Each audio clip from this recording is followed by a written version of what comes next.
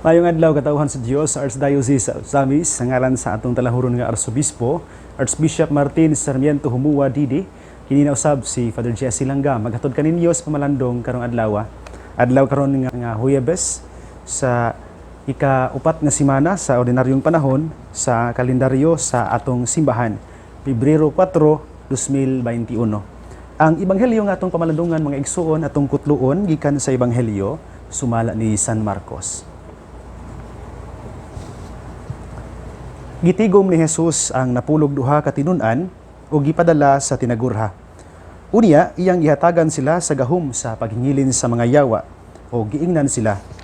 Ayaw kamo pagdalag pagkaon, ni puntil, ni kwarta, o bisan unsa, gawas lamang sa sungkod.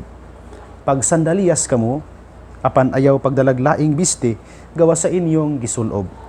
Miingon usab siya kanila, sa inyong pag-abot sa lungsod, adto saka sa balay sa nagdapit kaninyo, ug ayaw balhin sa laing balay hangtod mobiya kamo ni adtong lungsura.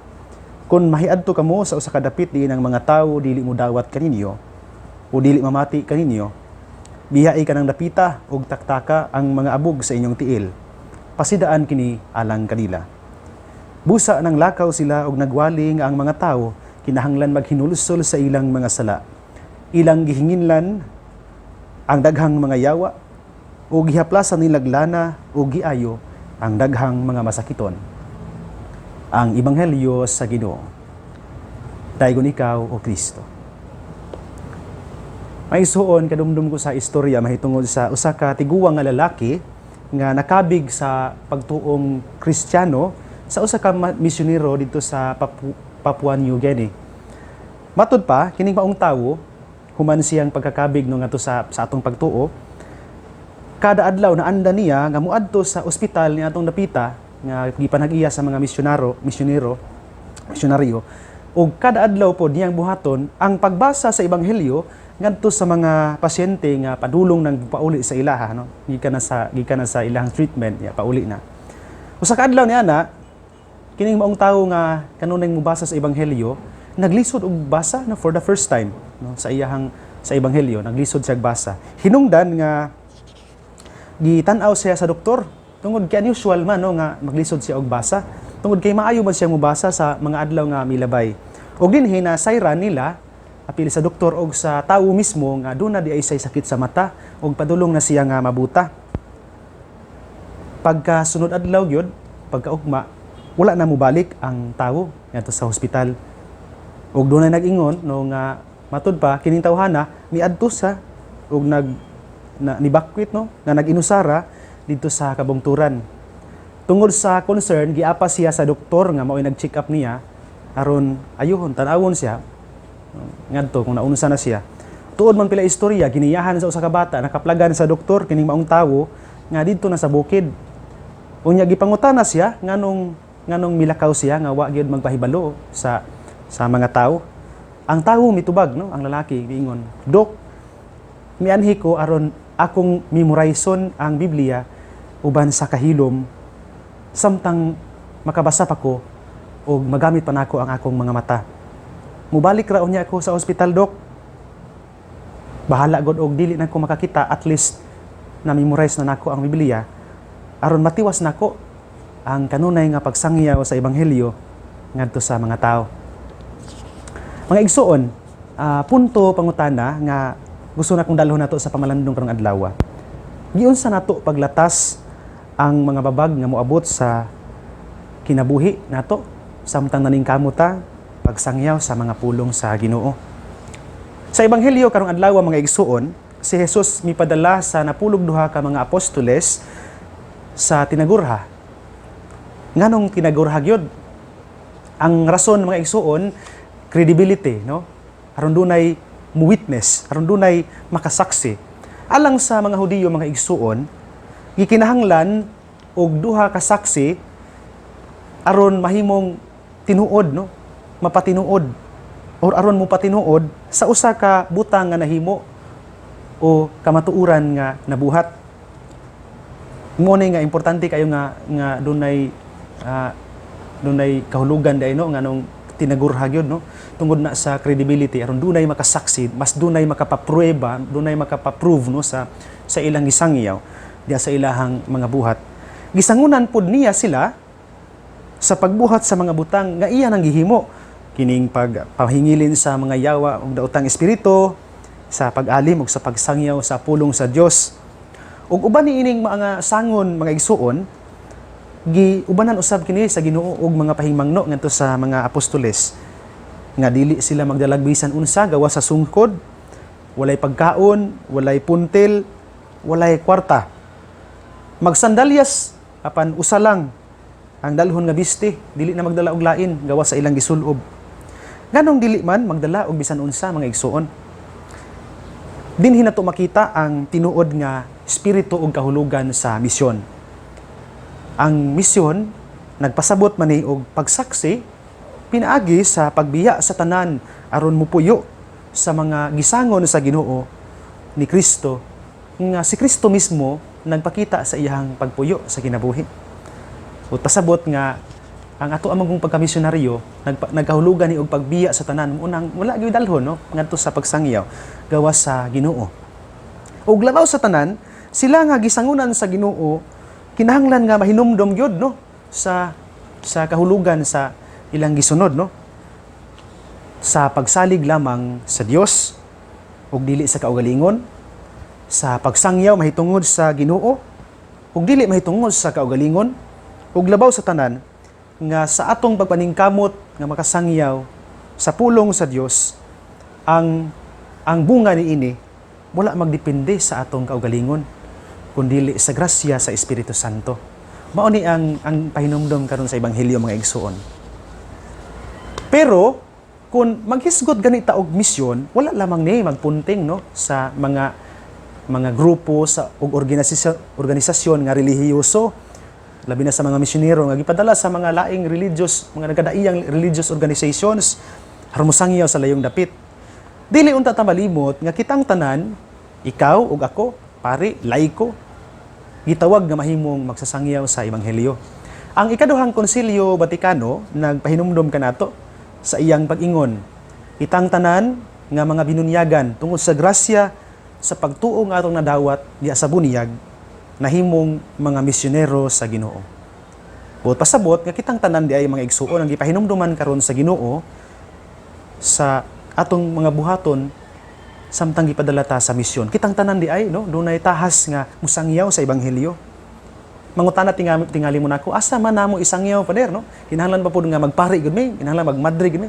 Dili tingali kinahanglan nga kinahanglan magpariha ta og kinabuhi nga gipuy-an. Relihiyoso gyud tanan.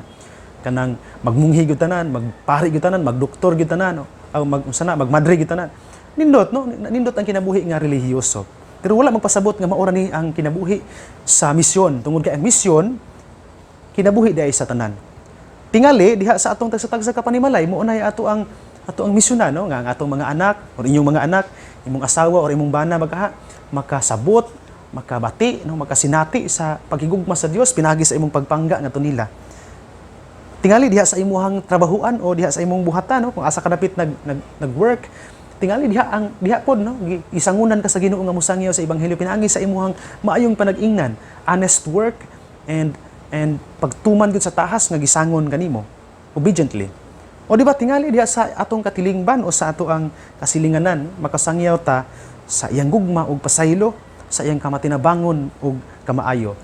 After all, mo man again balikon ako ang pahinumdom karong kasaulugan sa ika 500 years of Christianity in the Philippines. Ang tema gifted to give. Og mao tingali ni, we have been gifted so much in terms sa atong pagtuo sa Ginoo. Og it's time no nga makapaambita sa kung unsay mga testimony of faith, testimonies of faith na sulod nato samtang kita nagtuo sa Ginoo. Og hinumdom salig lamang mo ni ang pahinumdom, salig lamang sa Ginoo og sa iyang gugma tungod kay siya ra may atong bugtong ihemplo og sukaranan. Kadumdum ko sa dunay nag-ingon bitaw no sa usa ka post no sa Facebook no. Karon kuno sa kalibutan siyam sa napulo ka mga tawo ang wala magsubay sa eksaktong dalan nga paingon sa Ginoo.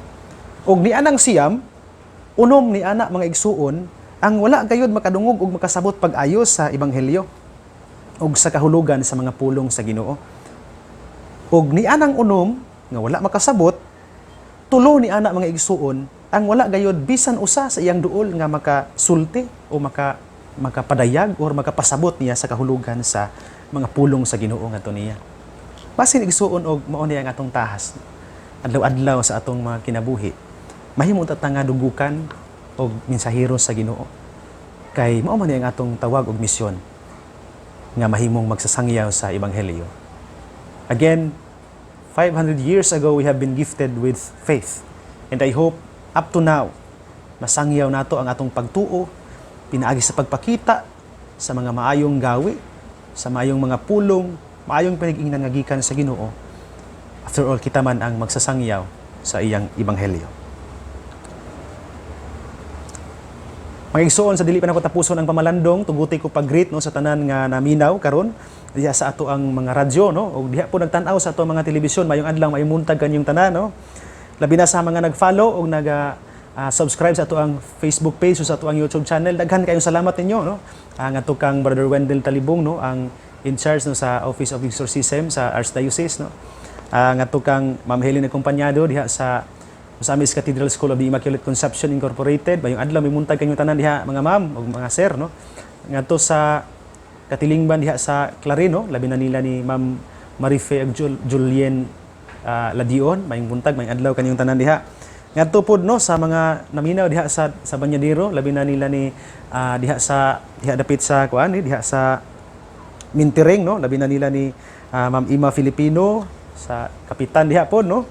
Sa Mintiring may adlaw may muntag niyo tanan diha. Labi na gyud sa kanunay nga nagsuporta no sa atong programa nga kaning kanunay naminaw adlaw-adlaw gini sila si Sir Alan ug Ma'am Chris Lubitania ug sa ilang pamilya, sila si Kuya Ben ug Ati Rafaela Estose diha sa Bungbong no, kanunay kada adlaw gini sila nga namati no.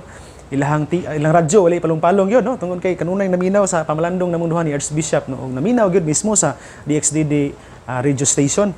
Ngadto pod no kang Daryl Estose ug sa iyang asawa ug mga anak. Ngadto kang Nanay Helen Novo, kang Doktora Lady Myris Perez ug sa iyang bana nga si Kuya Aldrin Perez ug sa ilang mga anak no, si Aldriana, si Paula ug si Japoy no, may adlaw may muntag kanyang tanan diha. Ngadto kang Paridudong tumataw sa iyang asawa dos kabatuan ug sa iyang mga silingan diha no nga pamilya Mides, Duhay Lungsod, Tak-an, may adlaw may muntag kanyang tanan diha. Kang Sir Ayan ug Ma'am Jean Veloso ug silang anak nga si RJ Veloso sa kabatuan. Usbon ako may adlaw may muntag kanyang tanan diha.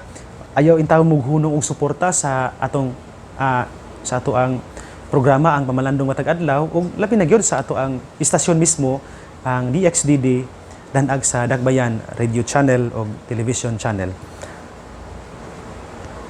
Dinhilang taman mga igsuon ang pahinumdom mao kini nga ang maayong balita nga mao ang pulong sa Dios ang ayan gayud nga pamation, pamalandungan ug paningkamutan nga mapuy-an.